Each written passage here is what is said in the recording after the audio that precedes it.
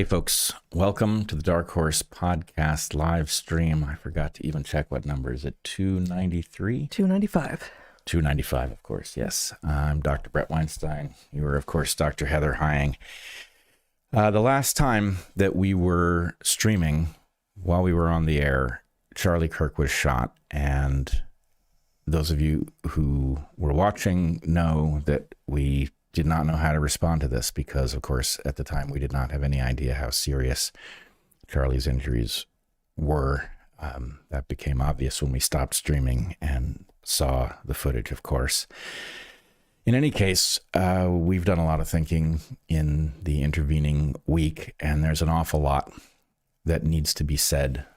So we are going to discuss Charlie's life, his death, the significance of both, and then how it is that we move on from this with today's stream.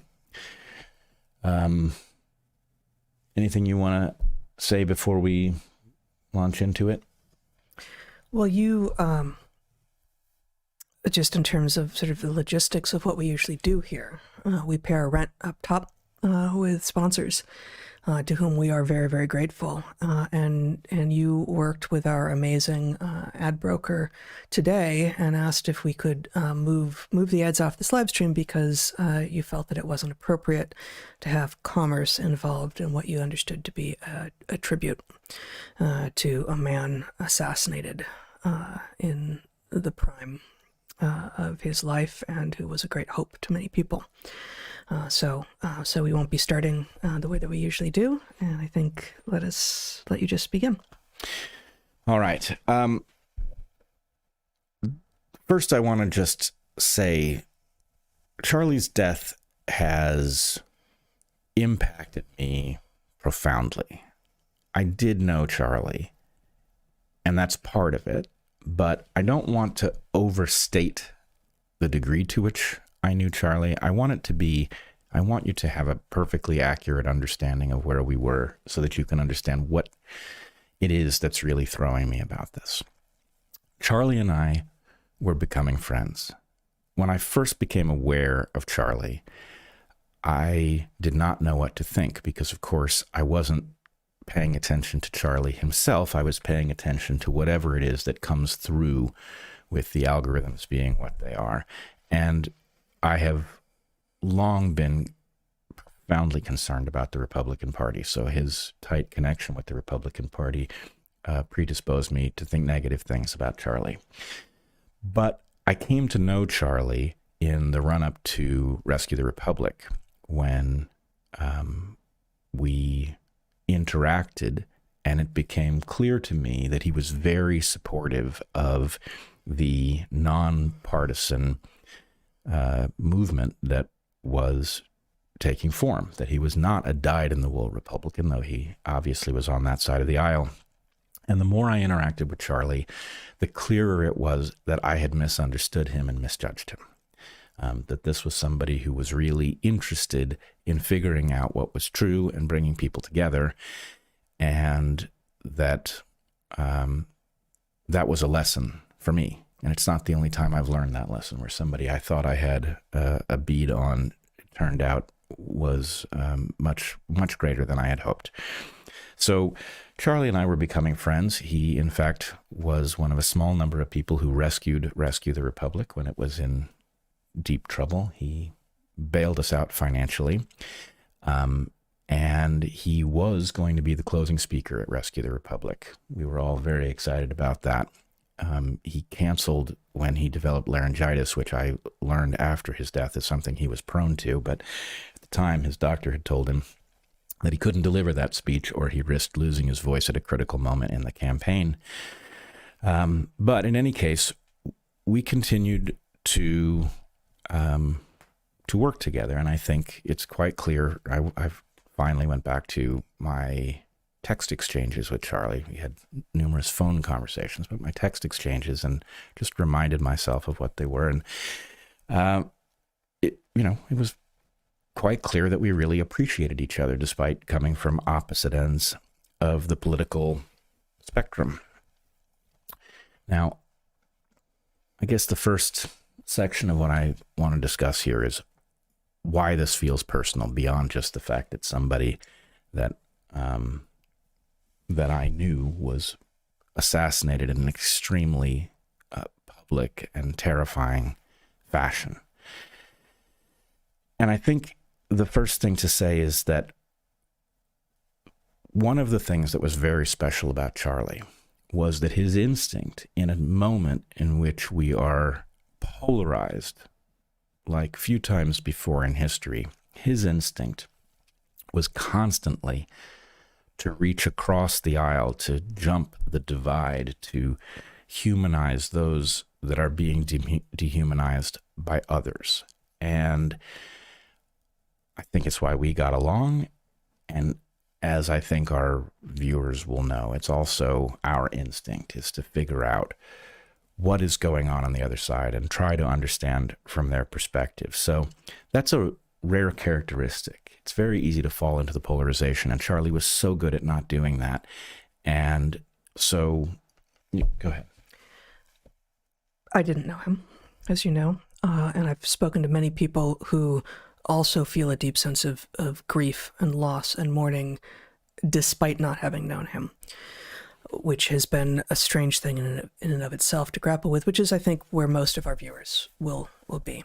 But to the point that you're making right now, the exchanges that I have seen that he has with interlocutors whom he does not know on college campuses mostly also reveal a willingness to push back with generosity of spirit, but a rigor that is also quite rare right now. That it's not just that he was overwhelmingly kind and gracious and recognized everyone's humanity, which he did, which we should all be doing and which many of us are failing to do. But he also, and this is rarer yet, and is also something that we strive to do, strive to do explicitly in the classroom, and it does feel like he was making a classroom out of all of these interactions that he was in. When people came to him with views that he did not agree with, he told them no, and he told them why, and he appreciated when they engaged back with him. But I know that many of the youth of America now are shocked when someone pushes back without conflating what you're saying with who you are. That the pushback, as far as I can tell, never with Charlie Kirk, and this is a rare characteristic. There was never a conflation of I don't agree with what you're saying with I don't like who you are. The fact that I don't like what you're saying or I don't agree with what you're saying has no bearing on whether or not I still view you as a human being. And that may be one of the rarest characteristics we see in public, but I think in private as well now. And one of the things that made him so powerful in a very good way.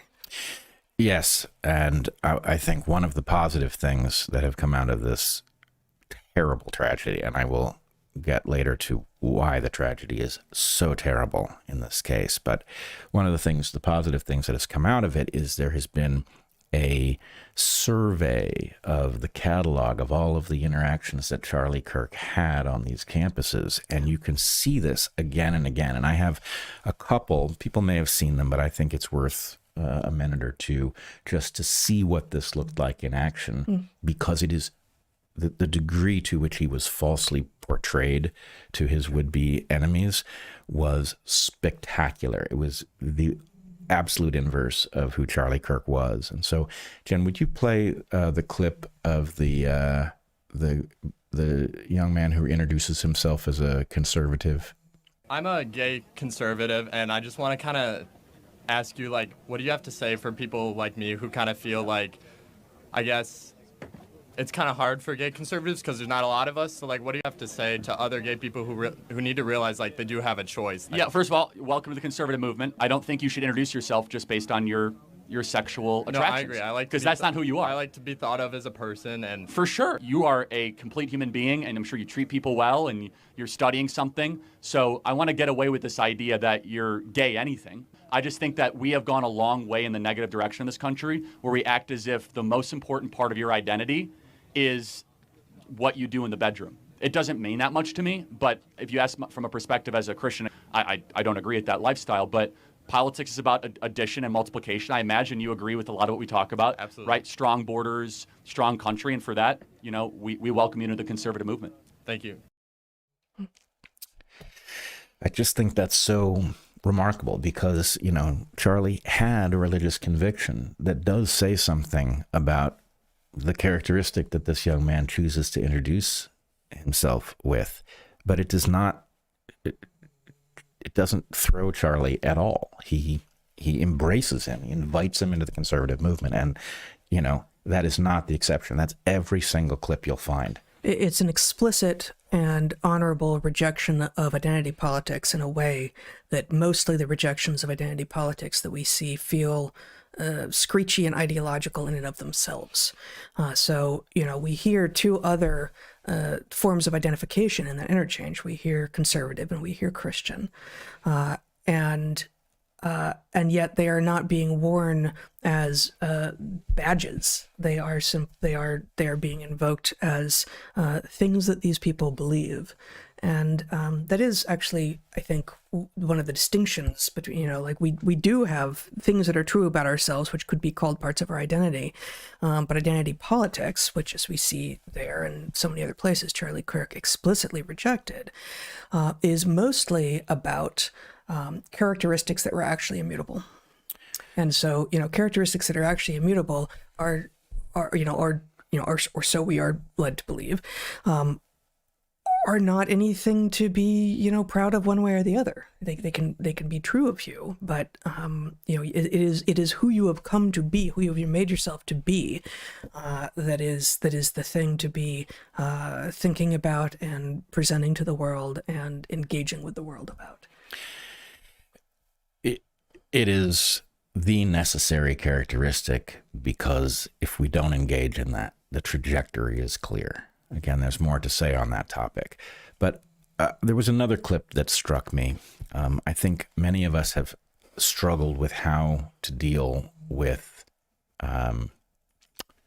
trans folks, because obviously this has been used as a Trojan horse by activists who are looking to breach the protections for women's sports, etc. And so there is a way in which it's easy to lose one's compassion by virtue of what a small group of people is doing in the name of a larger group of people. But even here, Charlie does this, and it's just evident. I much better for Charlie to speak for himself than to allow me to do it. So can we play that clip?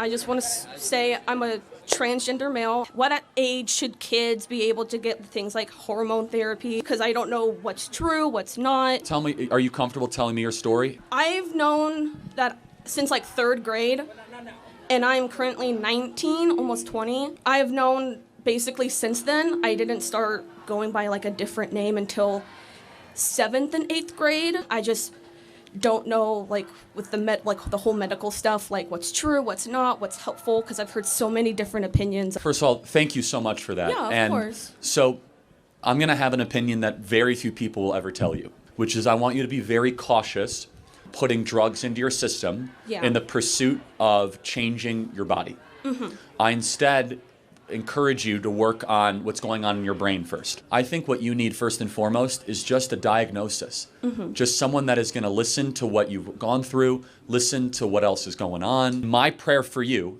and again, very few people will say this, I actually want to see you be comfortable in how you were born. Yeah. I know that you might not feel that way, but I think that is something that you can achieve.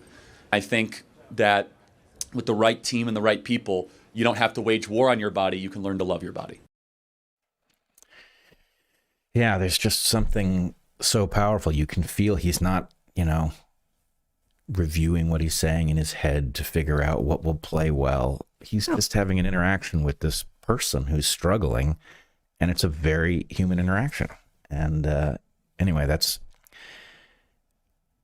such a unique characteristic, and the loss of one such person is a spectacular loss because of how easy it is to fall into a polarization from which there is no return. How sad it is that that interaction feels rare. I'm actually struck by that, because I watched that and did not think it unusual.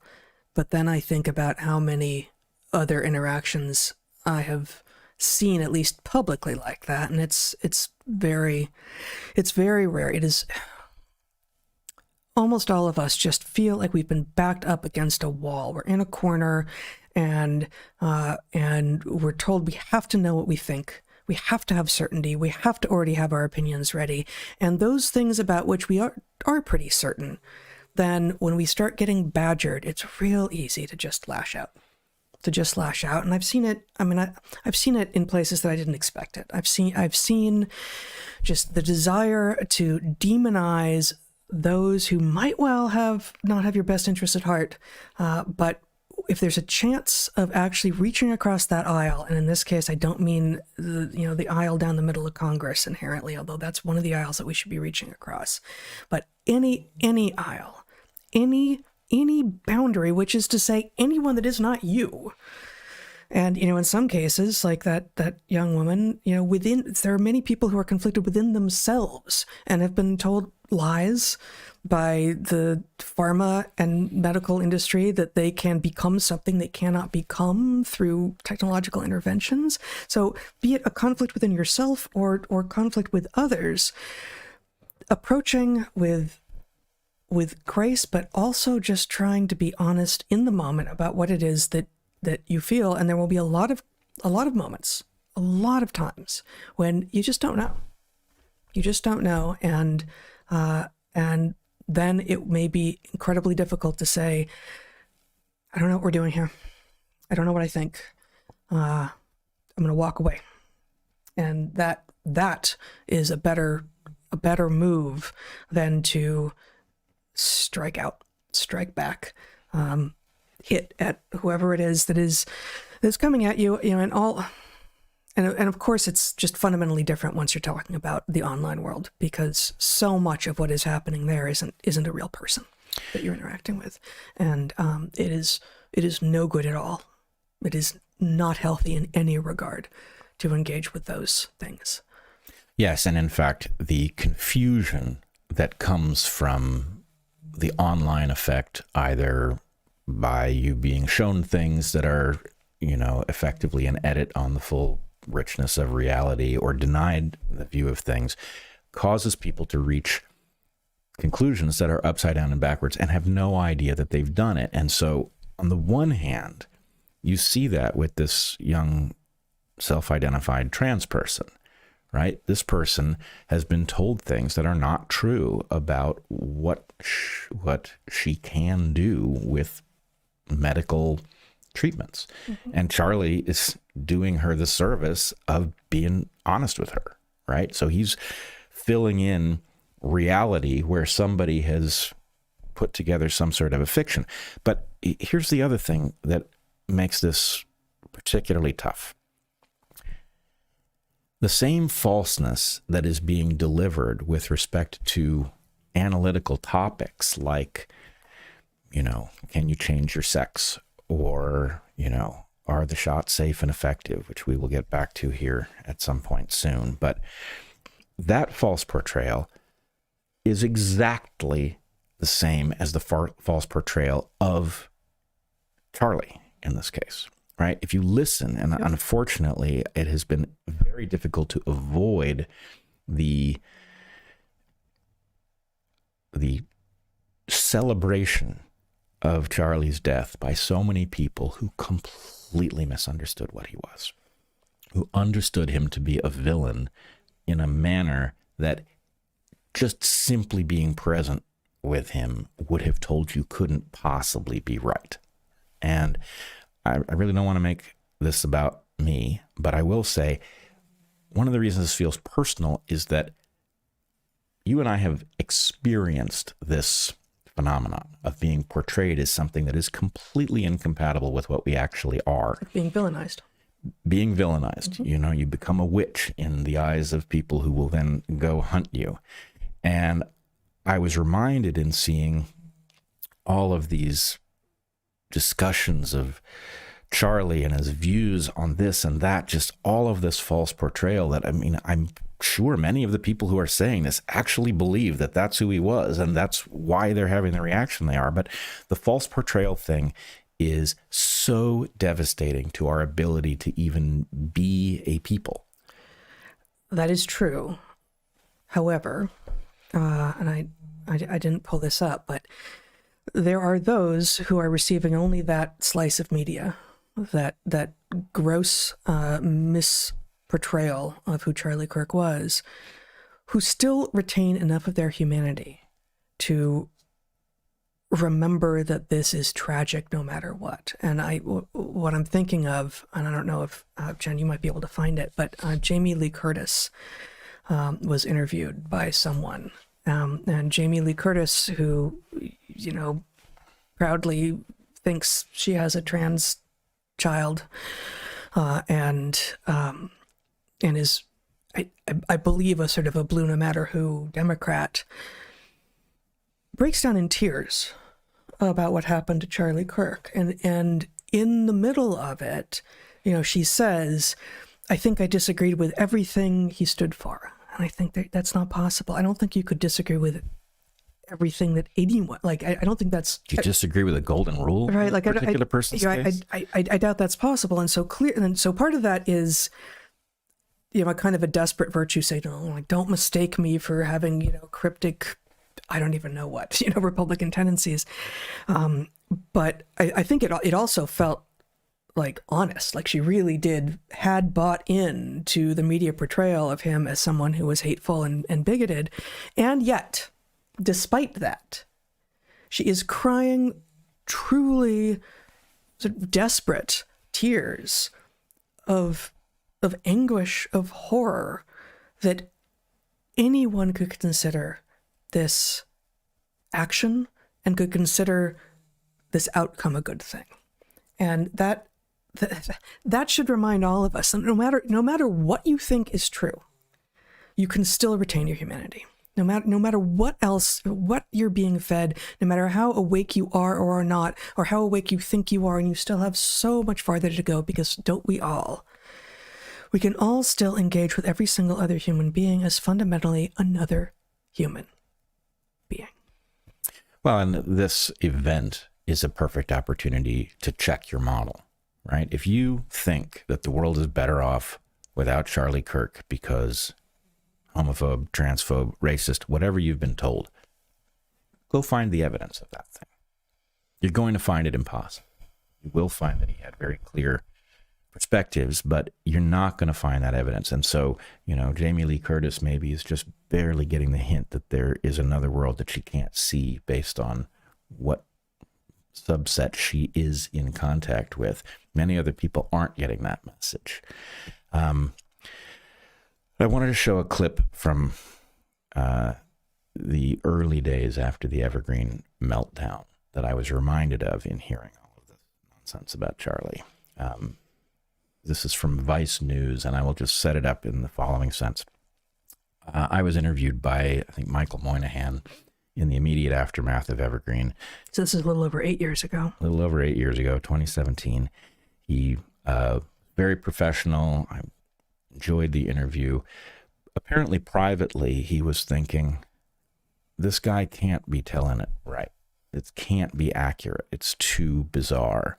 And the next thing he did was he went to Evergreen itself to see the story on the ground. And he contacted me and he said, I can't believe it.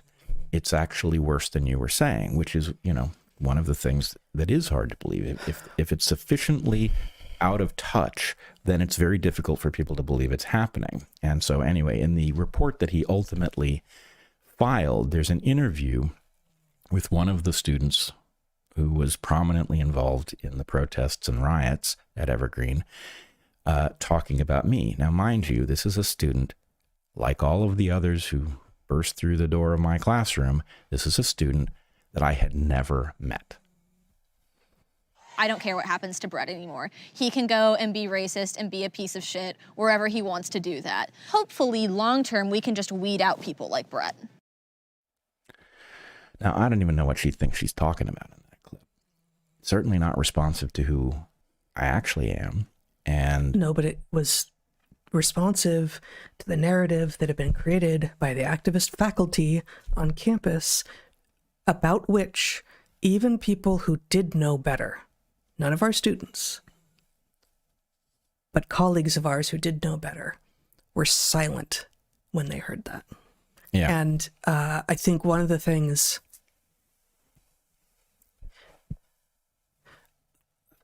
this kind of attitude, this buy-in to false narratives that is then followed with effectively cries to violence, has been going on for long enough in this country now. That was 8 years ago. That one of the things that we are seeing in the wake of Charlie Kirk's death is no one is putting up with it. And of course, that's veering into utterly inappropriate responses, right? Like with calls to restrict speech. No, no, that's not what we do. But the ramping up, the buying into false narratives, and the fear that is used to keep people who we thought were good silent cannot continue. Yeah, it can't continue. You've just seen a profound example of an impact, and I will talk a little bit later about why the impact is so great, even beyond the loss of this person and the death of a father and husband and the profound loss to the family. There's a greater significance here, as many have spotted. But yes, we can't allow that process, which so easily picks up a head of steam, to continue, because where it ends is unthinkable for all of us. Which brings me to the next element here.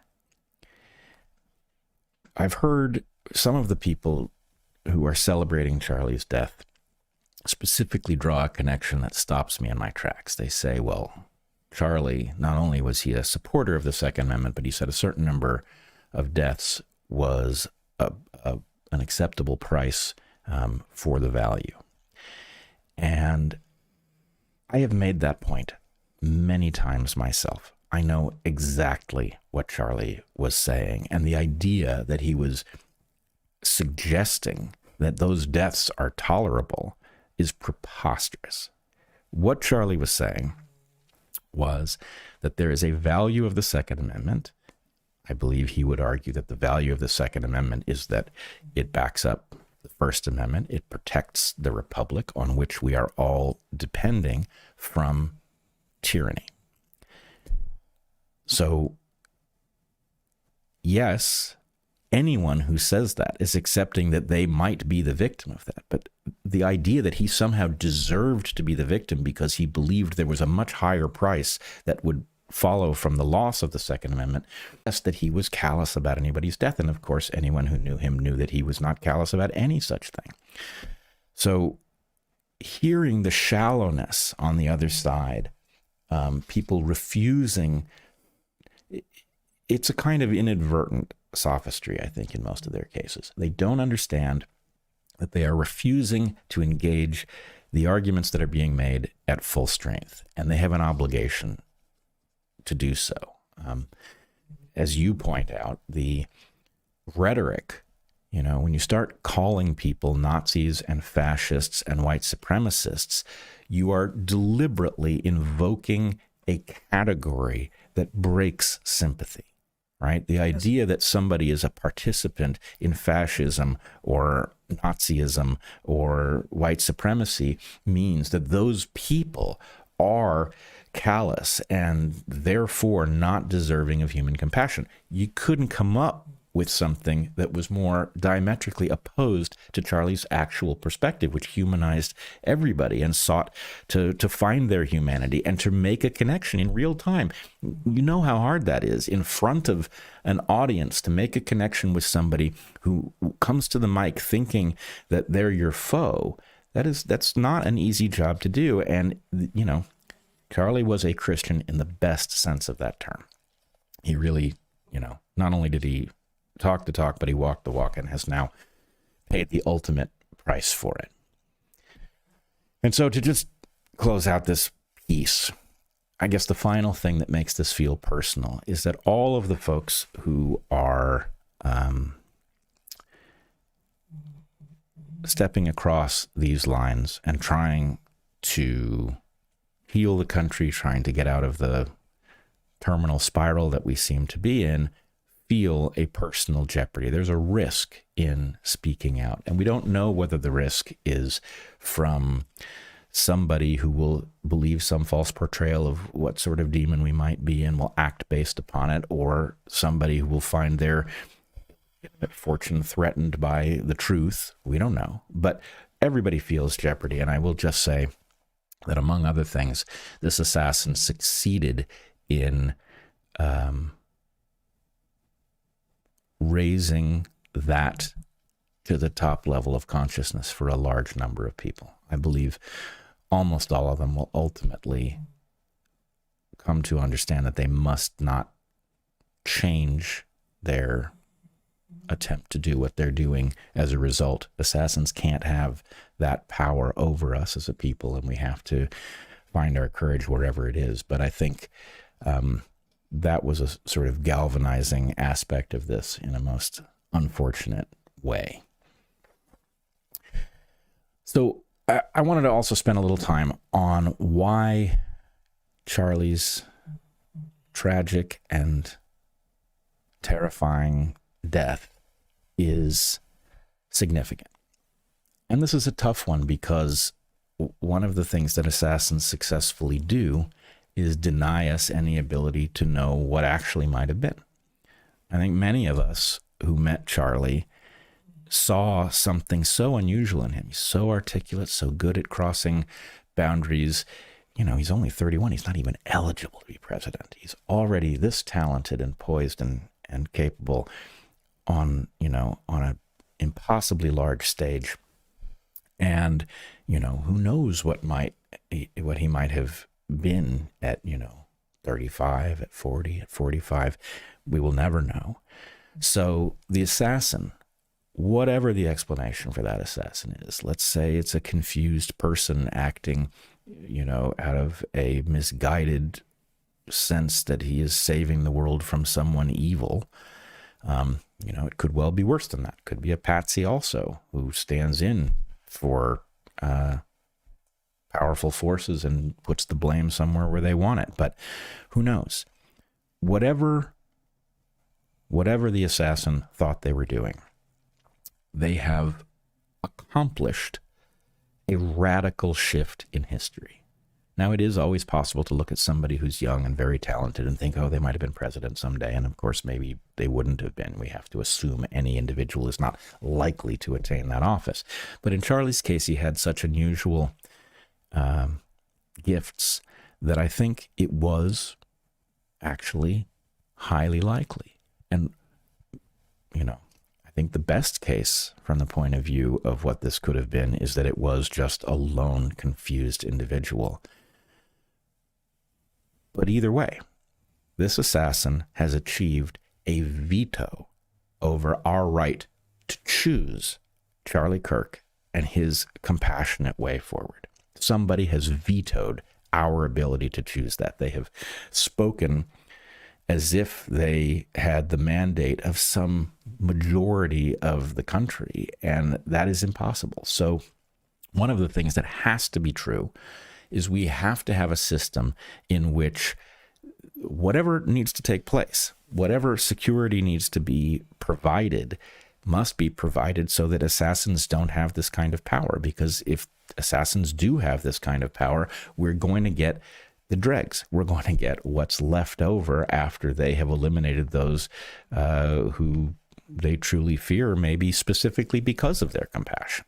And I just find that if you try to imagine what the size of this loss was, you have to factor in all the things that Charlie would surely have accomplished and might have accomplished in the future.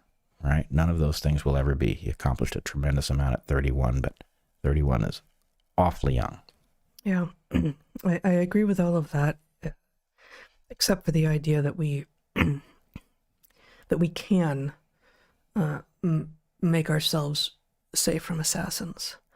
You know, at Rescue, actually, right? They had some speakers, and they wanted all the speakers to be behind glass at Rescue the Republic. And I remember you and I both feeling like, but that's no, that's not the way to interact with people. And you know, you can argue that you know, standing on a stage with a lectern and a microphone, you're already not interacting with people. But it's certainly what you and I want to be doing, and you know, and we did. We went out and talked with some people in the audience as well separately. But the you know, do you live contained, safe, protected, read only, right? Therefore, actually unable to learn from people what their experiences are. And maybe you only hear it from your staff, and then you're getting their take on it, and they are modifying their take over time to, you know, to not irritate you with some people's takes. And so they, you know, they edit it and clean it. And, you know, you have to actually interact with real human beings, many types, in order to know what is true of us and where we're going and what the diversity of our minds include. And to be totally protected from assassins, you need to be in a bubble, like you know, a literal, you know, bulletproof bubble. Yeah, I'm as I'm sure you know, I'm not arguing that you can be perfectly safe, but I am arguing that we need to have the structures that make it very difficult for an assassin to accomplish this, and certainly so difficult for an assassin to get away with it that that the idea would be essentially unthinkable. What we have at the moment is, let's say, an FBI that most of us don't trust, that most of us feel is compromised by the same sorts of forces that have captured our other regulatory agencies. We don't, you know, I don't know what happened to the Butler investigation or the other assassination attempt on President Trump. Those should be matters of national soul searching. What actually did try to veto a presidency that has now come to pass? Something did. Maybe it was two somethings, but we have every right to know what it was. Instead, we have an FBI that, you know, has gone zombie and has started assuring us that Jeffrey Epstein, for example, definitely killed himself because that's what it says in the FBI file, which, you know, even if he did kill himself, we need to see an investigation that gets there organically. We don't have the apparatus. Absent an FBI, assassins have a kind of latitude that they mustn't have. And that's what I'm saying, is that you need this. The thing that it says in the brochure about how our system works has to be a match for what we actually have. We have to have the protections that come from the structures that we're paying for, rather than a system in which, you know, anything and everything is unhooked by who knows what power. But this, I mean, this of course is one of the key revelations of COVID for those of us who thought of ourselves on the left for our entire lives, is frequent calls for, you know, obvious need for regulations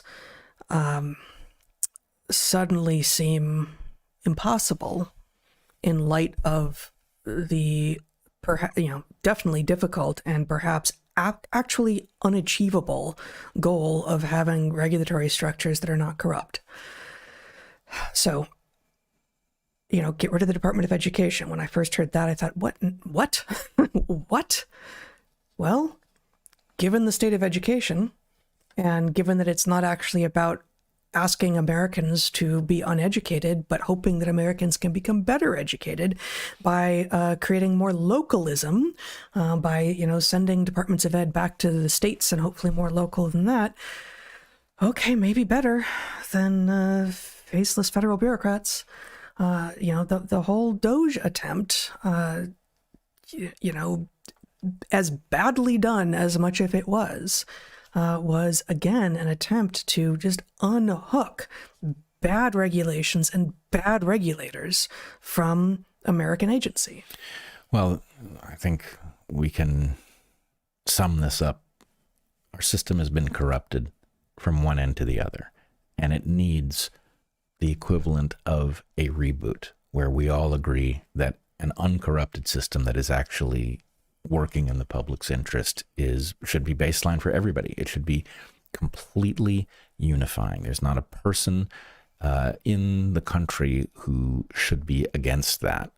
And frankly, if I think back to, Charlie never tried to convince me to be a conservative. He knew damn well that I was a liberal, and it didn't bother him at all. And I think I know exactly why. I think the basic point was, exactly as I felt about him. I can see you're a patriot. I can see that you want things to be better for people, all of them. So, we can differ over how we get there, but we're on the same team. And that really ought to be the overarching lesson. Second reason that this is so significant, after the first reason being the radical shift in history that this assassination probably represents, is that it also denies Charlie the ability to grow.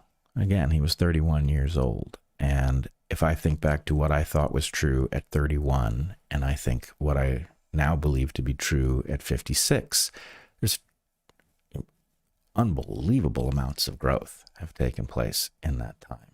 And I think not only was Charlie growing, but it is inevitable. And, in a world that is so confused by low quality, low signal to noise ratio and false signal, having somebody who their baseline was to try to get to the bottom of it no matter what it was, and feeling courage to do that, it's a necessary thing for us to have, and to be able to stop somebody in motion and freeze them permanently at whatever they thought at 31 is a kind of tragedy all its own.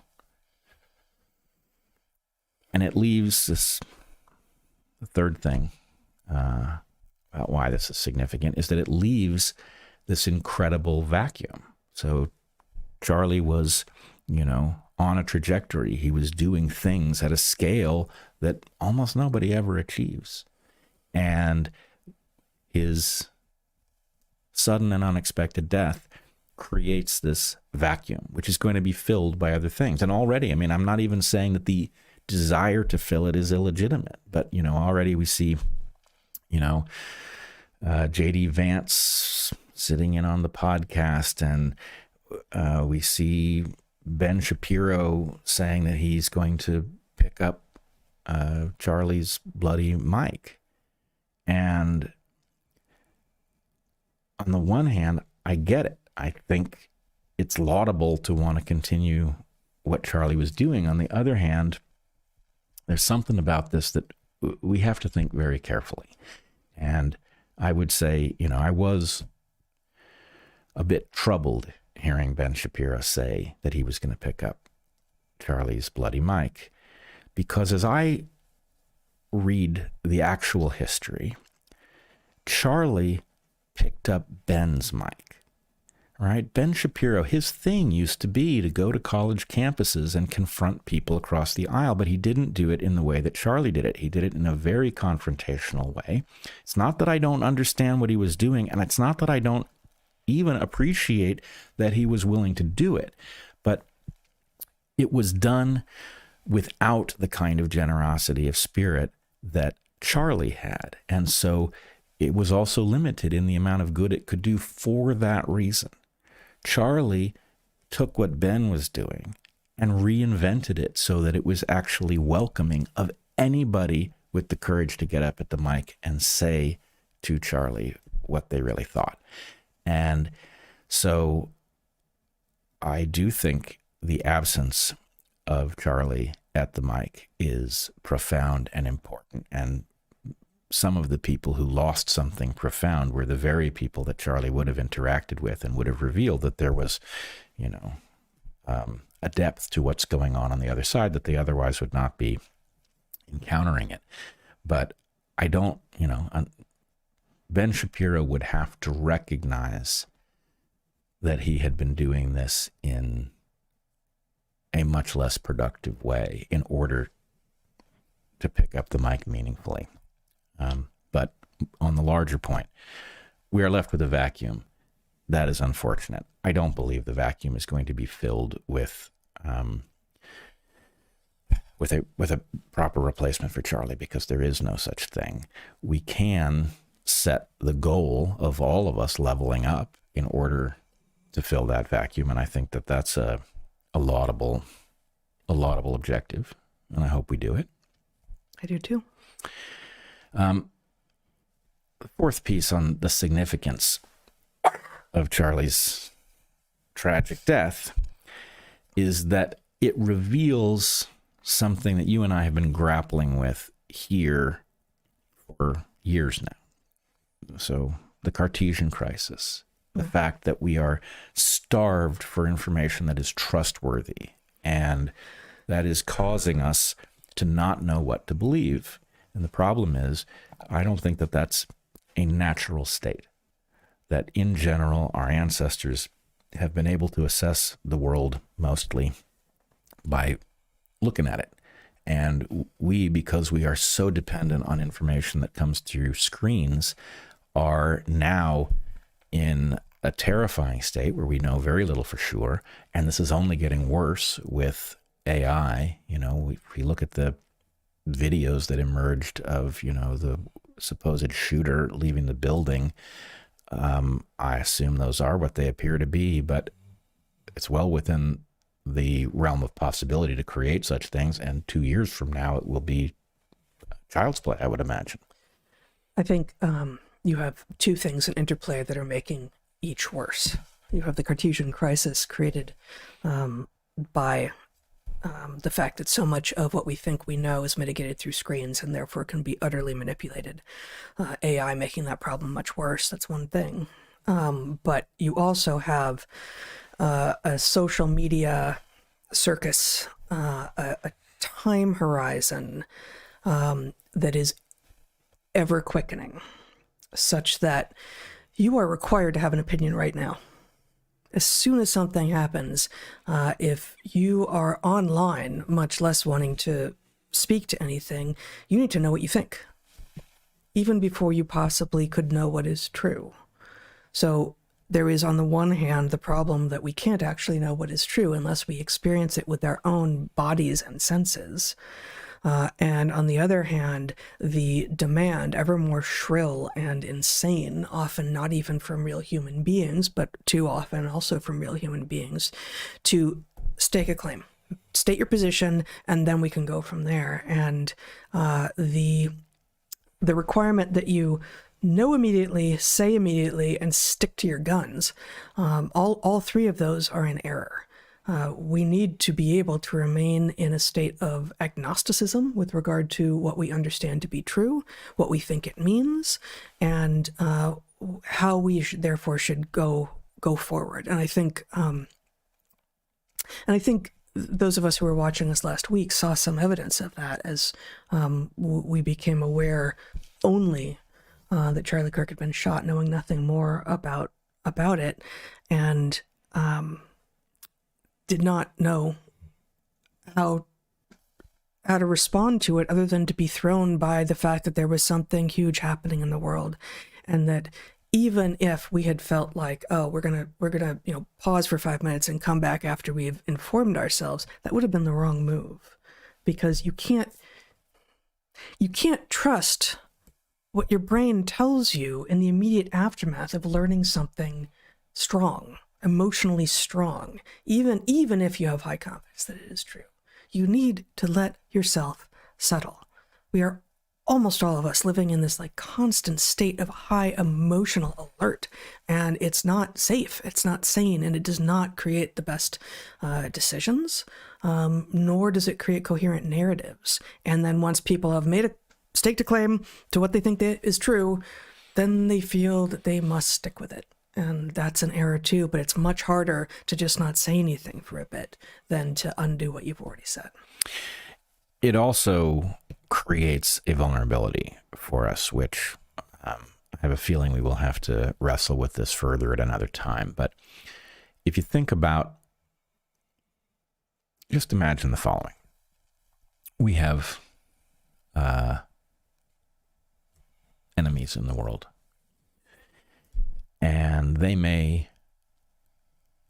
look at us and think they'd prefer a world in which the United States, for example, did not continue to exist. But there's nobody on earth who can safely go to war with us. So you might imagine that one play would be, well, invest instead in getting you to go to war with yourself. In other words, the Cartesian crisis leaves us starved for a narrative that makes sense of the world. And what I increasingly think is true is that you have two narratives, neither of which make sense, but are satisfying to different groups. And the existence of those narratives, the narrative in which Charlie Kirk is some kind of Nazi, that satisfies one group, and they reacted based on that story in the aftermath of his death. And that meant that a lot of us got to see it up close. You and I had seen it before, targeted at us. White supremacists. What? Mm-hmm. On what planet?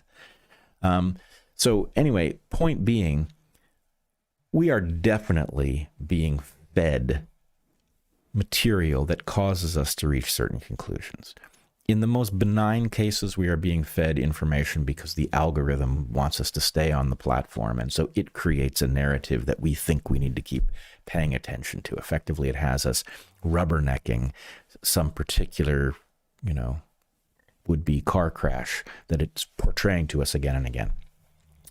In the worst case, somebody decides to set us against each other for their own purposes because they benefit from us hobbling ourselves, right? How much better is it to get you to go to war with yourself than to go to war with you, right? So if that isn't happening, it is going to happen. And we need to become upgraded in our skepticism of that which we see that causes us to say, yes, that's what I think, right? Anything that reinforces our pre-existing biases needs to be thought about very, very carefully. And maybe that your pre-existing bias is right. I certainly think that a lot of the stuff that the conclusions we've arrived at are true. They're hard won. Many of them are reversals to things we used to believe, which is part of why I believe them with some conviction. But anytime the screens are feeding you what you want to hear, you've got to be skeptical. And anyway, we definitely, in the aftermath of Charlie's death, are on some kind of precipice where we're trying to, it's very hard to have liked Charlie and thought highly of what he was doing and not feel something just awful at those who are cheering and cackling and all of that stuff, if they're even real. How do I know? Right? I'm sure there are people celebrating. Are some of them copycats celebrating based on portrayals that are fictional, that somebody seeded into the zeitgeist so that people would cheer? I don't know.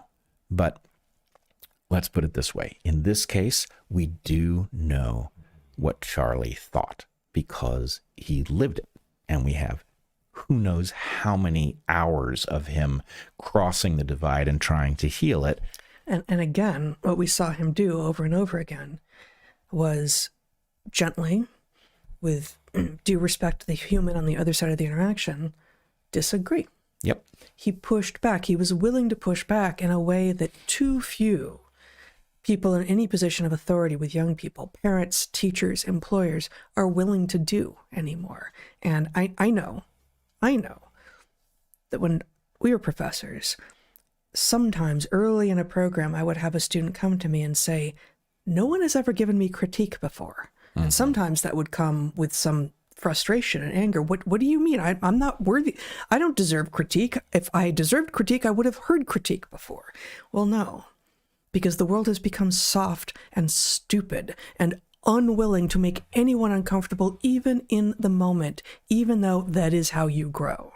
And so we saw Charlie Kirk over and over and over again in so many of these interactions. I don't know how cherry-picked they are. I don't know if 90% of his interactions were sort of love fests between him and the people coming to the mic. I doubt it, but I don't know. I don't pretend to have surveyed most of, a majority of, or even a large number of the interactions he had. But the ones that I've seen almost always involve him pushing back a bit, offering what is effectively critique, from which that person at the other side of the interaction can then learn, can then take that back and say, okay, I have something from which I can become a more useful human being, more interesting, more whatever, just something more than just look around for people to congratulate me on already having arrived. Well, I think we do know that they were not heavily cherry-picked in this regard, because the whole approach was prove me wrong. It was deliberately inviting people to tell him what he had wrong and then doing what he did so well, which is, cite evidence, while leaving the person on the other end of the interaction perfectly humanized. I've seen cases in which the person on the other end made that impossible. Sure. But in any case where the person left that possibility open, Charlie did it. And so it was a beautiful thing. But the other thing that is raised by your point here is there is something also marvelous. I'm not sure I even knew this until after his death, but Charlie did not go to college. Mm-hmm. So he started Turning Point at 18. Right. He started Turning Point at 18. He's a beautiful demonstration of the fact that college is not where you become smart, right? I'm not saying a good college experience can't make a person smarter, but it is not the thing that makes you smart. Education isn't. Education is a supplement, and Charlie was very, very smart. And in fact, wise beyond his years without college. And yet he was going to college to talk to these people who disagreed with him, which, it's just a marvelous model. Okay. I guess I had a couple other points I wanted to make here.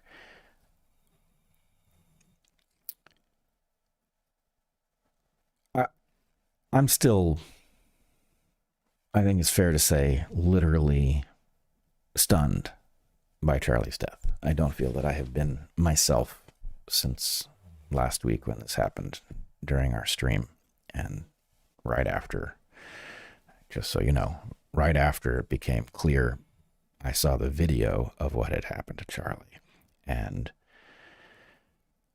I was shocked, as many people were. And there were reports that he was still alive. He still had a pulse. I can't imagine that was true, but nonetheless, 20 minutes later, it was announced that he had died, and the whole thing, I know I haven't been myself for many reasons. Lots of stuff that I'm usually good at has fallen by the wayside. I hear lots of people grappling with what they're feeling. I must say I've taken the most solace from Megyn Kelly. I thought she's done a particularly good job of grappling with her own emotions, including profound and totally understandable anger. I must say I think I haven't gotten to anger yet. Maybe it's not going to hit me, but I think maybe I haven't gotten to anger yet because I don't even know what it was. It's very different. Yeah. If this was a lone, confused, or deranged person than somebody who found Charlie inconvenient and decided that the threat was too great of leaving him at the microphone. And we may not know. Yeah, we may not know. And in fact, this is one thing. Unfortunately, the state of our system is such that I think the evidence so far is strange. Maybe it would be no matter what. Maybe the strangeness of the evidence means something. But I think we can be pretty sure that this is going to be yet another event in which we Americans can't even agree what happened.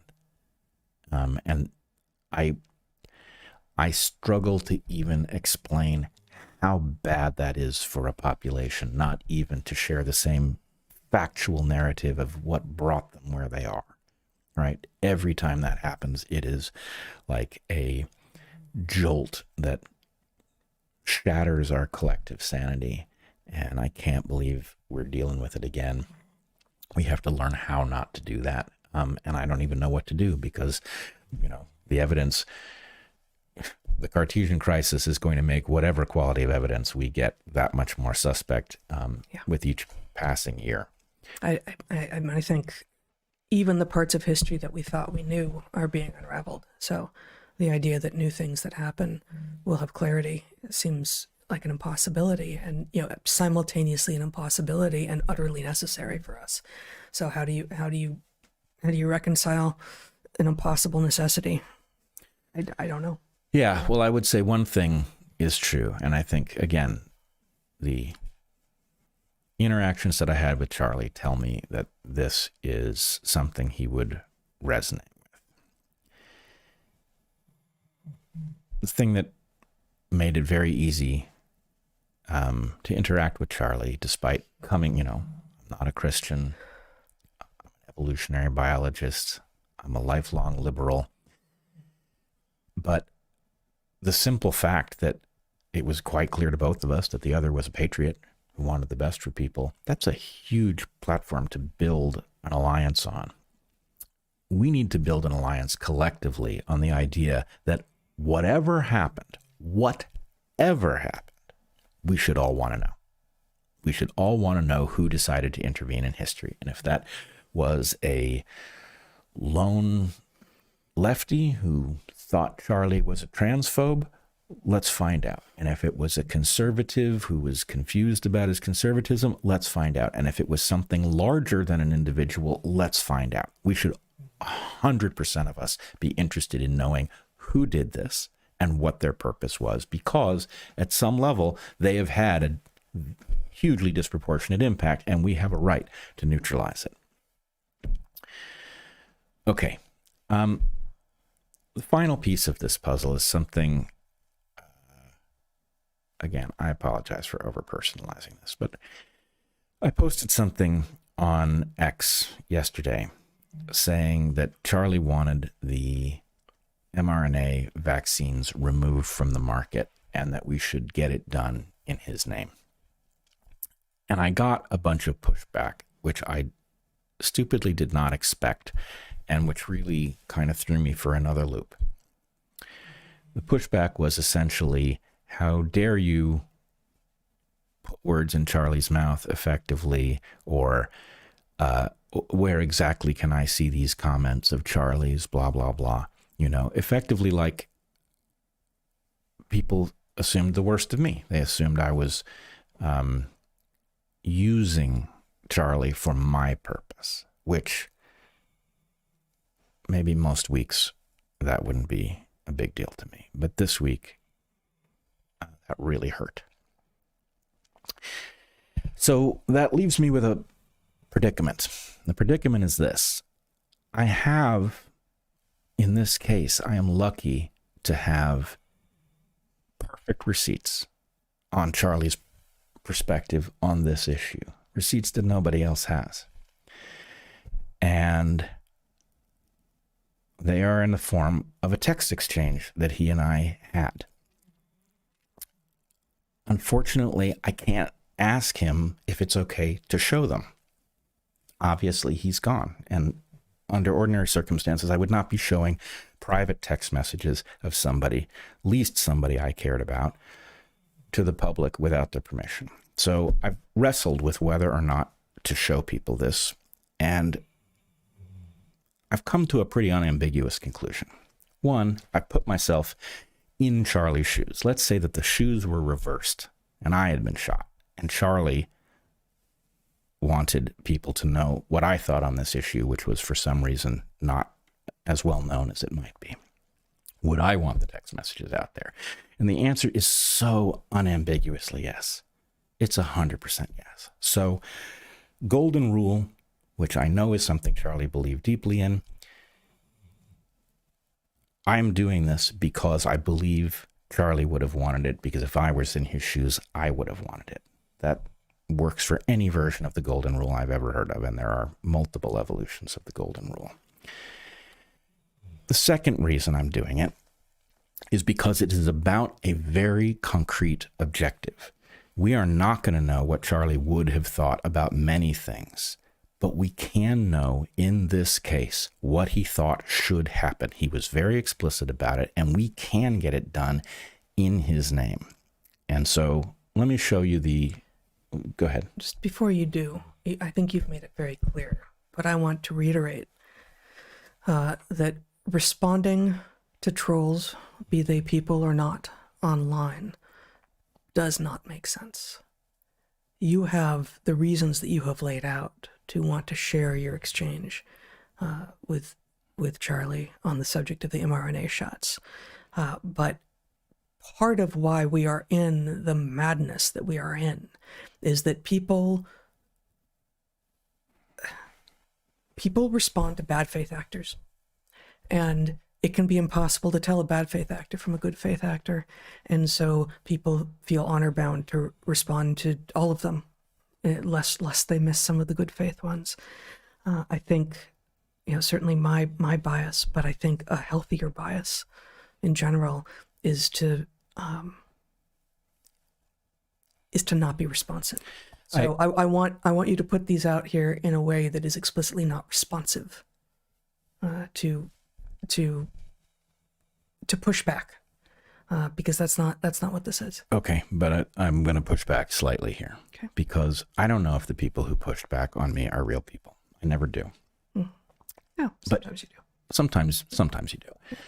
Let's just say, okay, if they're real people, you're probably right. But there's a substantial chance that either they aren't real people or they are real people responding to something that is inorganic, right? In other words, whoever it was who took me to task for my saying that Charlie wanted the mRNA shots removed from the market was working for those who want the mRNA shots to stay on the market. In this case, these are people who are working for those who would callously allow others to be injured and to be killed. And my feeling is they've earned this, whoever they are, even if the intermediaries are just suckers who are believing some online portrayal that's nonsense. So, Jen, would you put up the text exchange? So this is part of a larger conversation that Charlie and I were having, of course. So Charlie, in the aftermath of my being on his show to talk about the reason that the mRNA platform itself cannot be made safe, says, "We made great progress getting the shot removed for kids and pregnant women. Now it's time to get them removed totally from the market." I say, absolutely, and congratulations, Charlie. Most of the kids and moms will never know, but you and I do. Let me know how I can help with the next step, or it says the last step. He says, "We are doing holy work together," with 2 exclamation marks and a smiling emoji. And he says, "I would love to have you come to Phoenix this summer for a long-form, multi-hour podcast." So hope is that that will put any question of what Charlie thought about these shots and what he was working towards to rest. This is what he wanted. He wanted the shots removed. They should be removed.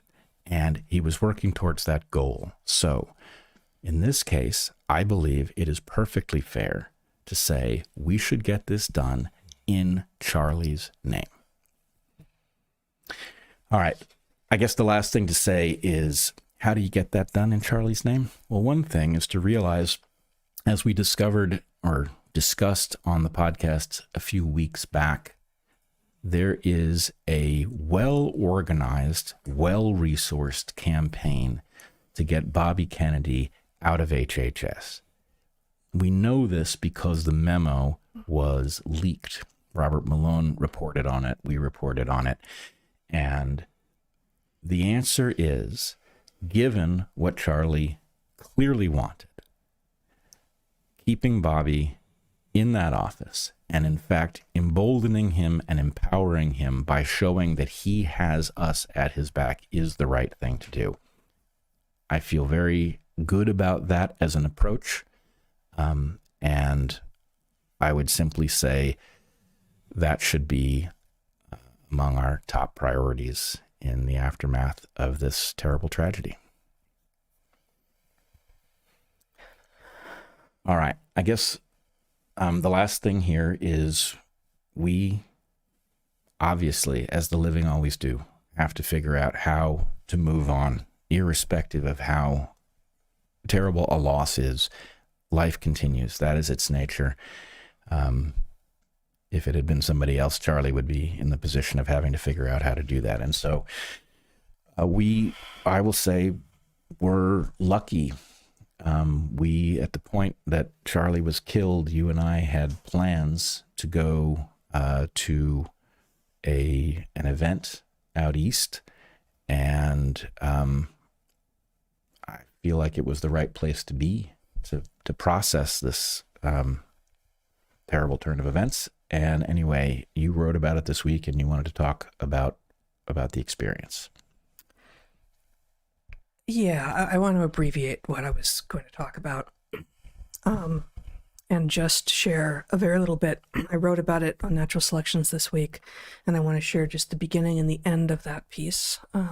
Encourage you to go read the rest of it. But by way of introduction, before I read the beginning and end of that piece, which I do think comes back to many of the things that we have been speaking about with regard to Charlie Kirk and his unifying role for people.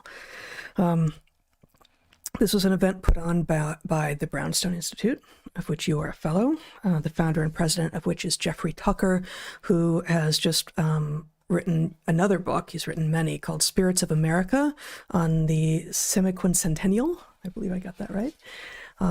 Which of course is coming up next year. And this is a beautiful little book. It's I say little, not derisively, but it's a small book. And I'm quite inspired by it. He in turn was inspired by a book called The Spirits of 76, written by Eric Sloan, published in 1973, in which Eric Sloan, this is a book that is out of print, and Jeffrey Tucker doesn't imagine it'll be in print again, identifies several fundamental spirits, spirits of America, including respect, work, frugality, thankfulness, agronomy, time, more, pioneering, godliness. And on each of these subjects, Jeffrey Tucker expands, revises and expands those themes, and then he adds a few of his own. Things like enterprise, physicality, localism, and forbearance.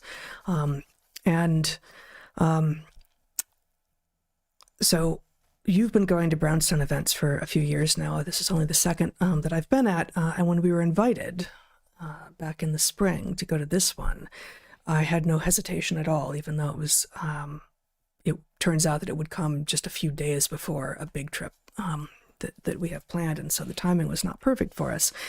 But the invitation said simply, Brownstone conference at Polyface Farm. And For those of you who don't know Polyface Farm, it's in the Shenandoah Valley of Western Virginia, and Joel Salatin is the farmer there now, along with his adult son and many others. And I first came to know about Polyface Farm in this extraordinary book, on which I've taken off the dust cover so you won't be able to see it very well, written by Michael Pollan in 2006, called The Omnivore's Dilemma, A Natural History of Four Meals. And I would love to spend some time with this book, with you, our audience, but I want just to say on page 125, Joel Salatin, to Michael Pollan in 2006, called himself, self-described, quote, Christian, conservative, libertarian, environmentalist, lunatic farmer. Which, now having met the man, I think I don't see him as a lunatic at all, but I see that many other people do. And I love that description. This book is extraordinary. And let me just read a little bit of what I wrote. Can you see my screen? You can. It's a miracle. Okay. Back to the land on generating self-worth. In the Shenandoah Valley of Western Virginia, Polyface Farm is a beacon. Joel Salatin, the proprietor, has created a farm so vital the land itself seems to breathe. Unlike much modern agriculture, which relies heavily on capital, electricity, and infrastructure, Polyface Farm relies primarily on people. Polyface Farm has beckoned me since 2006, when Michael Pollan's The Omnivore's Dilemma came out, and I, like so many others, fell in awe with Joel Salatin and his farm. I was a professor at one of the country's most liberal colleges then, and when I assigned Pollan's book to my students, they too fell for the promises therein, that we can and we must remember what we have been, what the earth is, what we are all capable of, and grow our food and communities with attention to ancient and actually sustainable ways. Back then, Salatin reports, about 80% of the visitors to Polyface Farm were on the left politically. Tree huggers and granola-eating hippies, back to the land types who, if push came to shove, were hoping that the government would solve their problems. These were people who reviled corporations, but trusted the government. Now the ratio was flipped. About 80% of the visitors to Polyface Farm are on the right, homesteaders and homeschoolers and hunters, back to the land types who are more likely to push the government away than invite its help. In fact, there is much in common between the two groups: a hunger to return to the land, our roots, our home, a desire to connect with self, community, and all of humanity. The differences emerge when we start talking about who ultimately should be in charge of our fate. Am I responsible for my choices, and must I deal with the consequences no matter what?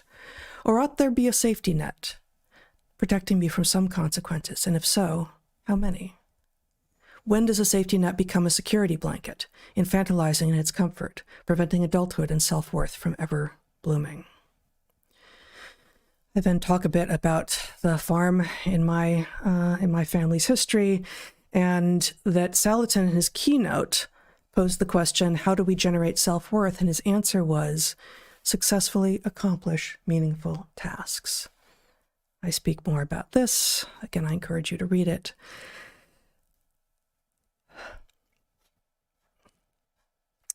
But to go to the end of the piece, I wonder why the people who are showing up at Polyface Farm are of a different political bent than they used to be. Some people on the right, who never trusted the government but were a little too eager to believe in promises from the private sector, were once tech optimists and anti-agrarians. In the chapter on agronomy and spirits of America, Jeffrey Tucker writes that, for much of his adult life, he couldn't understand why anyone regretted a move off the land. Before exposure to ample critique of industrial food and big agriculture, his thinking was, what's wrong with corporate farming? It's feeding the world and we would starve otherwise. We need big companies, huge machinery, oceans of pesticide and fertilizer, and consolidated supply chains. We simply cannot and should not go back. He's changed his tune since then. So there's that. But I also wonder if those of us who showed up 10 and 20 years ago and called ourselves liberals aren't many of the same people who show up now. We're not Democrats anymore, though. We're politically homeless, or maybe we even call ourselves conservatives or libertarians now. We haven't changed, or not much. Just as many on the right have woken up to the problems of big ag and big food in light of what happened to us all during COVID, many who thought of ourselves as being on the left have woken up too. We appreciate the Second Amendment more now, having seen some of what the government is capable of. And we are more wary of regulations for the same reason.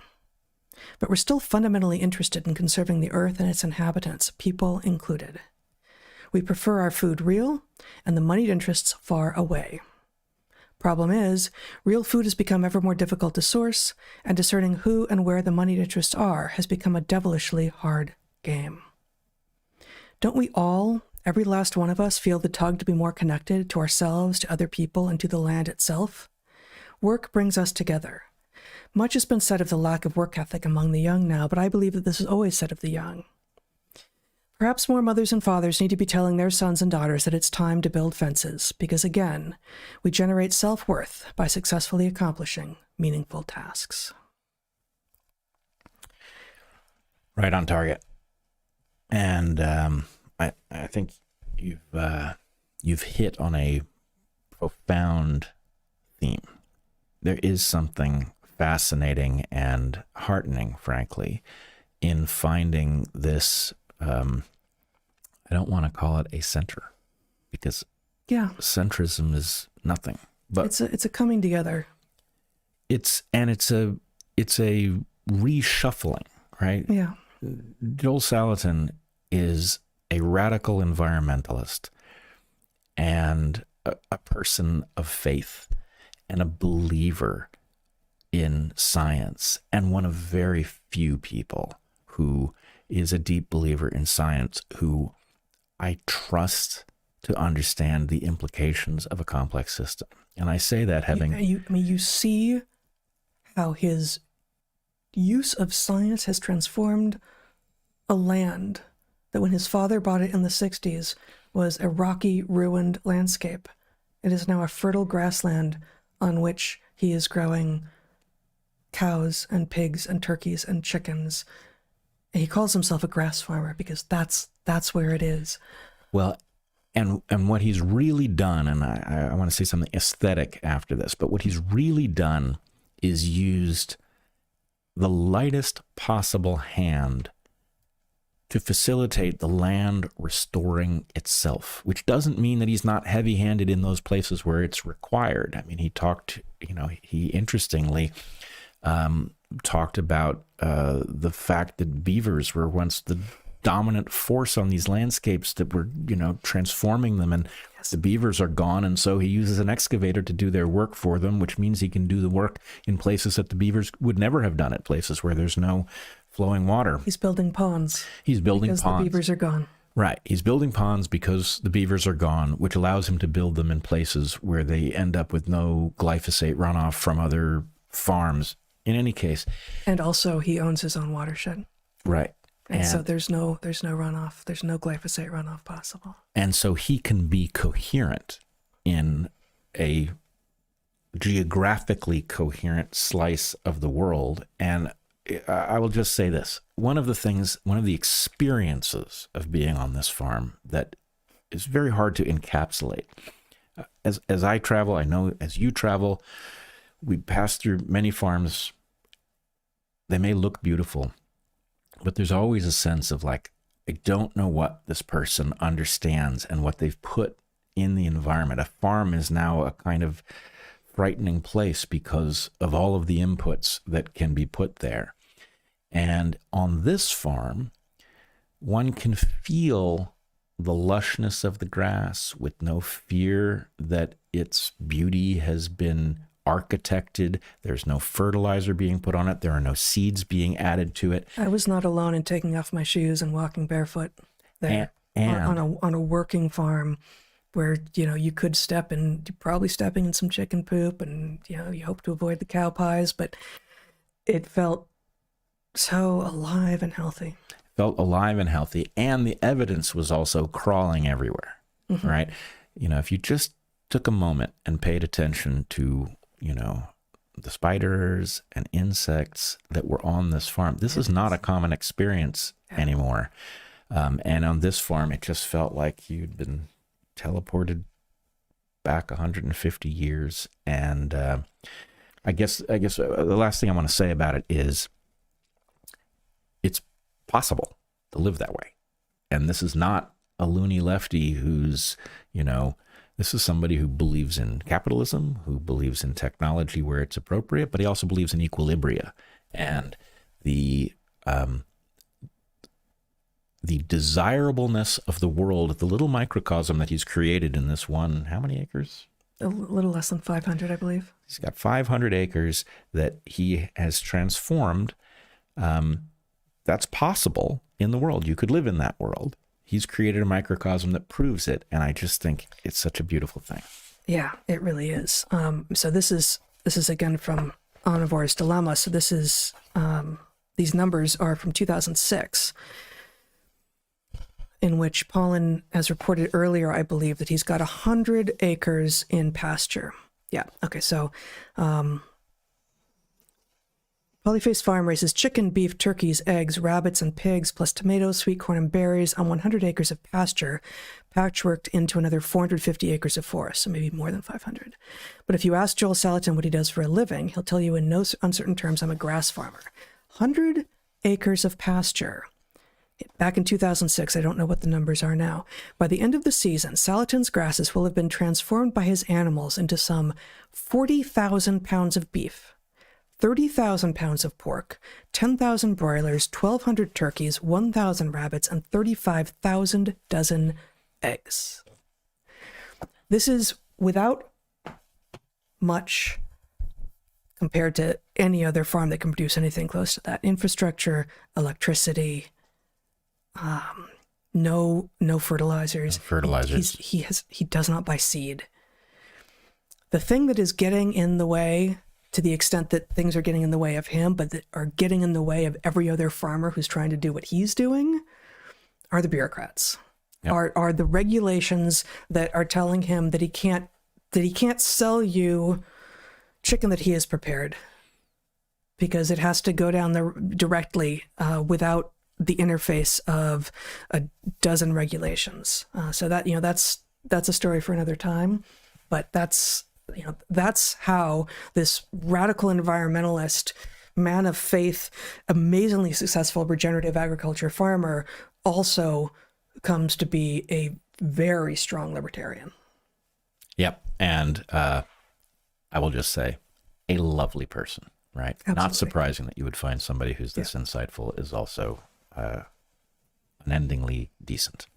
Indeed. So that's for the living. We those of us who still live, we need to live, and eating real food, as I encourage everyone to do at the end of every podcast, is a big part of that. Not just for the food itself, but for the community that we generate, both in producing or preparing it, but in eating it together. And it is vanishingly rare that it is possible for Americans to get real food now. But Polyface Farm is a giant exception to that, and we could have more of that if we have the will, and if we resist the powers that are trying to get people like Kennedy out of positions of power to actually affect how healthy America is. All right. May Charlie Kirk's memory be a blessing to us all. Indeed. We're going to be off for a few weeks. We'll talk when we get back about where we've been. There will be Inside Rail in the interim, and a few composite videos that Jen and others are working up on our behalf. Until we see you next time, be good to the ones you love, eat good food, and get outside. Be well, everyone.